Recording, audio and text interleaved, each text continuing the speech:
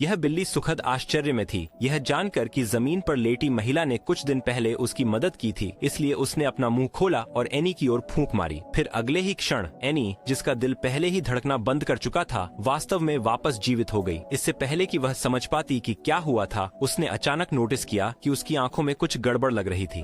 वह न केवल बहुत दूर तक देख सकती थी, बल्कि उसकी दृष्टि भी बेहद तेज थी।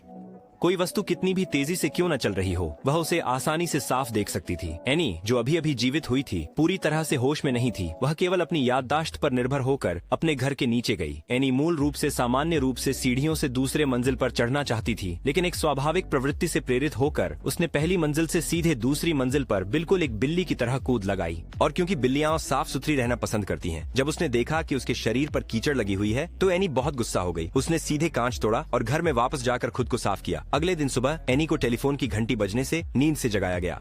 जैसा कि हमेशा होता है, वह फोन का जवाब देने के लिए बिस्तर से उठना चाहती थी, लेकिन वह शेल्फ से गिर गई। कमरे की अस्त व्यस्त स्थिति को देखकर एनी बहुत हैरान थी।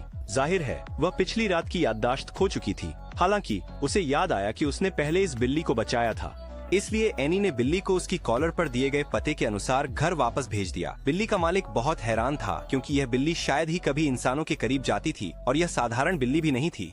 यह मिस्र के एक प्राचीन मंदिर से आया था और कहा जाता था कि यह चंद्र देवी का पालतू था, जो देवी को दयालु और पवित्र महिलाओं को चुनने में मदद करता था ताकि वे उसके दूत बन सकें। हालांकि इस युग में दयालु और पवित्र महिलाएं बहुत कम थीं, लेकिन एनी उनमें से एक थी। इस अनुमान की पुष्टि करने के लिए बिल्ली के मालिक ने कैटनिप निकाला और उसे एनी की तरफ फेंका।